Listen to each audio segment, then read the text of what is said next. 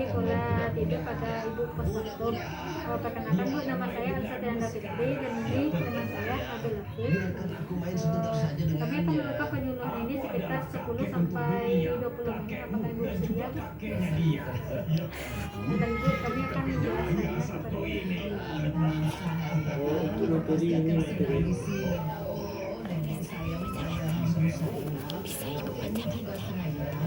Kalau ibu tidak menyayangi bola, Materi bisa dibaca-baca ya, Bob. nenek bu ada di sini. Baiklah Ibu, kebutuhan dasar pada ibu nifas ini jadi istirahat. Istirahat pada ibu nifas merupakan keadaan ibu nifas yang tenang, rileks tanpa makanan emosional dan bebas dari kegelisahan. Nenek di sini. Istirahat yang memuaskan bagi ibu nifas yang baru melahirkan merupakan masalah yang sangat penting sekalipun kadang-kadang tidak mudah untuk dicapai. Kau tenang saja ya. Nggak boleh, itu mau dijual. Masa nifas berkaitan dengan gangguan pola tidur, terutama setelah melahirkan. 3 hari pertama dapat merupakan hari yang paling sulit bagi ibu akibat merupakan kelelahan karena persalinan dan kesulitan beristirahat karena perineum. Nyeri perineum pasca partus berkolerasi erat dengan durasi kala 2 persalinan, rasa tidak nyaman di kantong kemih dan perineum serta gangguan bayi semuanya dapat menyebabkan kesulitan tidur dan dapat mempengaruhi daya ingat dan kemampuan senapang. Secara teori pola tidur dapat mendekati normal dalam 2 sampai 2 atau 2 minggu setelah kelahiran. Yang dapat didamkan oleh ibu baru lahir adalah tidur lebih nyenyak, tidak terganggu oleh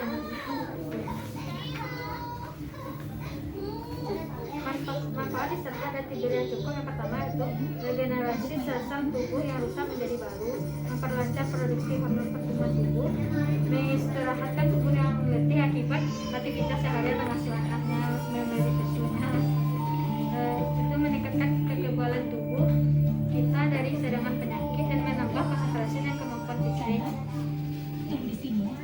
Masalah-masalah dalam tidur ini yang pertamanya itu kan insomnia, yaitu gangguan tidur yang dialami oleh penderitanya, yaitu penderitanya itu akan sulit untuk tidur. Kalau dia tidur itu tengah malamnya kadang bangun dan susah lagi untuk tidur lagi. Ya, insomnia namanya itu, nama penyakitnya ya, insomnia.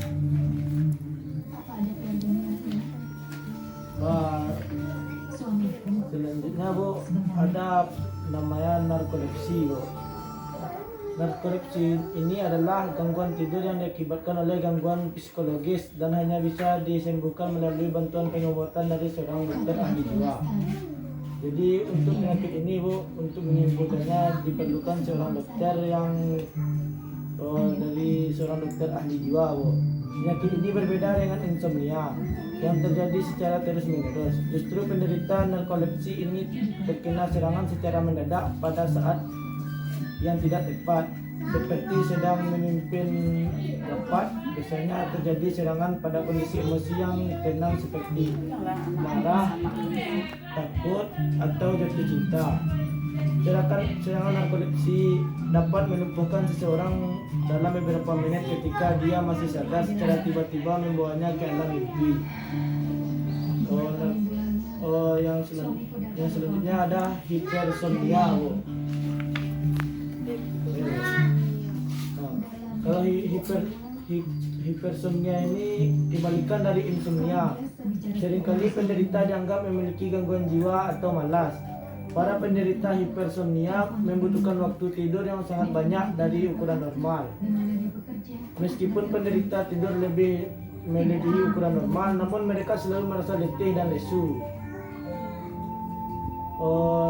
Namun gangguan ini tidaklah terlalu serius dan dapat diatasi sendiri oleh penderita dengan menerapkan prinsip-prinsip manajemen diri.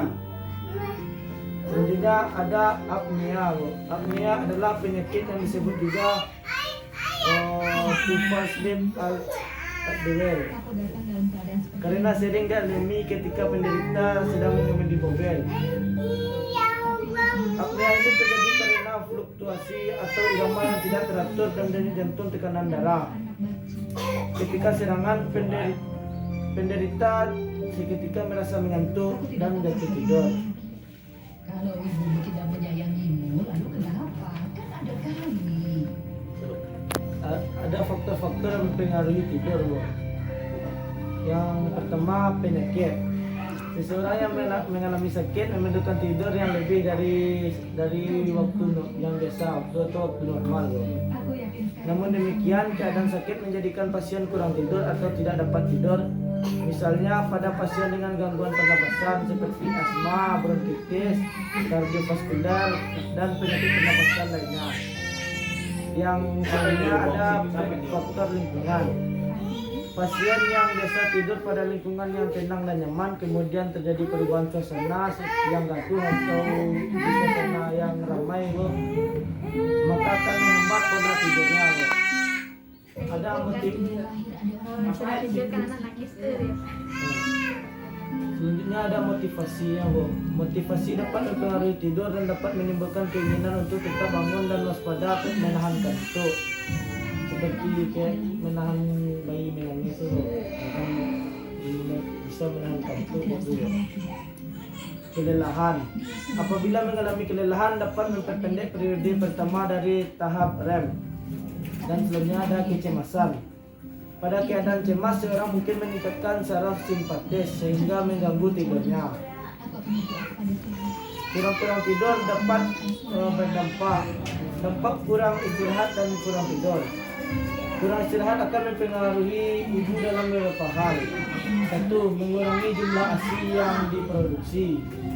Yang kedua, memperlambat proses evolusio uterus dan meningkatkan pendarahan. Yang ketiga, menyebabkan depresi dan ketidakmampuan untuk merawat bayi dan dirinya.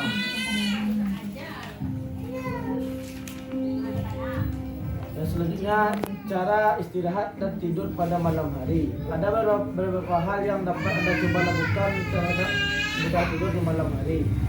Yang pertama, pergi ke tempat tidur dan bangun di saat sama seperti setiap hari. Yang kedua, jangan makan makanan berat kurang dari 3 jam sebelum tidur. Hindari kopi, teh, minuman alkohol, merokok, minuman soda jika Anda lapar. Makan biskuit atau pisang atau minum segala susu hangat setengah jam sebelum tidur. Selanjutnya, mengolah tidur atau coba tip bengkok. Yang A, untuk berhenti bekerja setidaknya sejam sebelum waktu tidur dan baca buku atau mendengarkan musik untuk menenangkan. Untuk jika tidak bisa tertidur dalam 30 menit, bangun dan pergi ke ruangan lain dan baca atau juga melakukan hal lain asalkan jangan menonton TV. Yang C, untuk jika kepala Anda penuh dengan tugas untuk esok harinya, taruh buku catatan di samping tempat tidur dan catat. Kau pasti sudah melihat foto anak itu, bukan? Aku pasti akan mengatakan yang sebenarnya. Kalau aku bohong, Secara aku supaya bisa kita jatuh tidur sepatah itu lima. hindari minum kopi, minum yang berkafein itu. Kalau karena Kalau minum kopi kan menjadi tidur. Kalau teh nggak bener. maka akan kuberikan Kalau teh karena dia ada mengandung kafeinnya itu kurangi. Lebih baiknya itu minum susu hangat sebelum tidur. Ustaz. Uang tidak Ya, dapat diminum. hindari ya atau Aku hanya tunjukkan cucu. tugas-tugas atau pikiran lainnya. Pikiran itu besok. Sekian Bu, itu dari edukasi dari kami. Apakah ada yang ingin ditanyakan?